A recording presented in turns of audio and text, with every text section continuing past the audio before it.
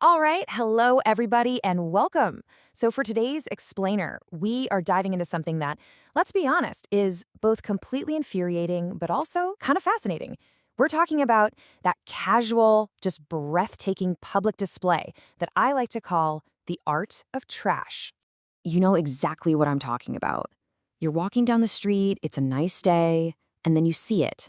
Someone finishes their soda, their bag of chips, their cigarette, and they just let it drop.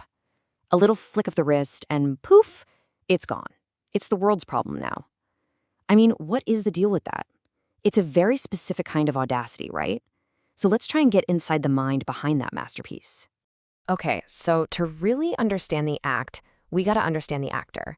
Let's give this artist a name. Let's meet our main character. Now, I'm sure you've heard of main character syndrome, right? It's where someone acts like they're the star of a movie and the rest of us are just, well, we're extras. The trash human, though, they take it to a whole new level. In their movie, the entire planet isn't just the backdrop, it's also the unpaid cleaning crew. It's a bold artistic choice, you gotta admit. So what is possibly going on in their head? What's the logic that leads someone to walk right past a perfectly good trash can 10 feet away and just ignore it? Is it some kind of deep artistic statement?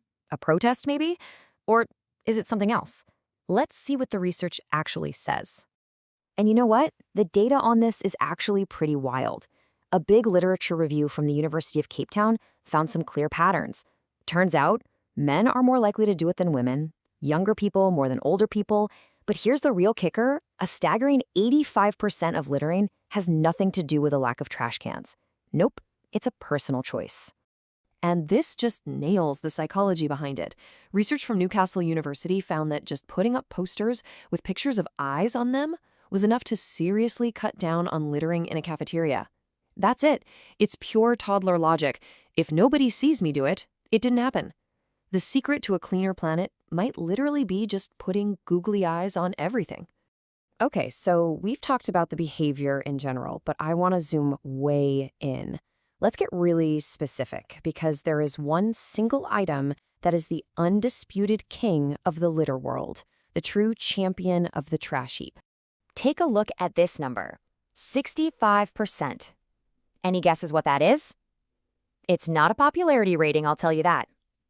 According to that same UCT study, this is the littering rate for smokers. So while the rate for general trash is around 17%, smokers, they hit a whopping 65%. Let's throw another number into the mix, 11,659 kilograms.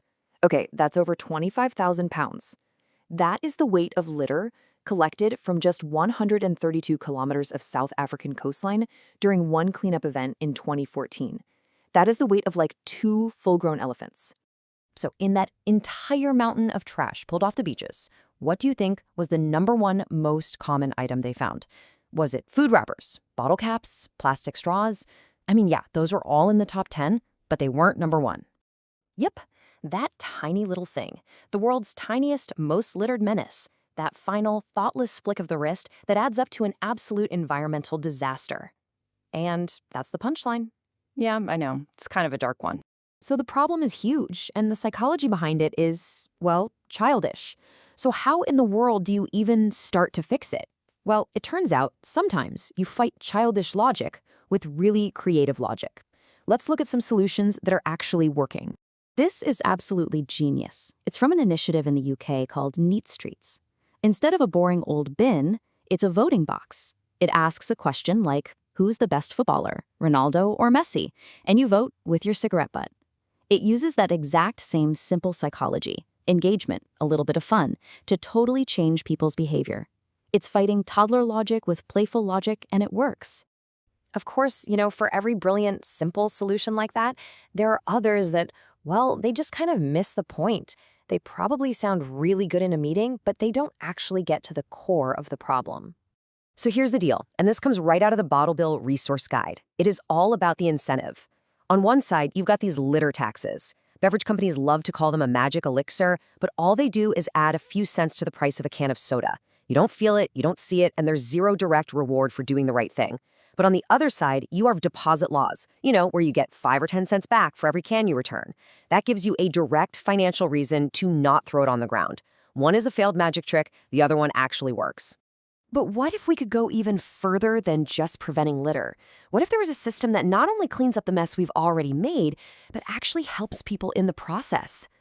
Okay, let's look at our final, and honestly, most powerful idea.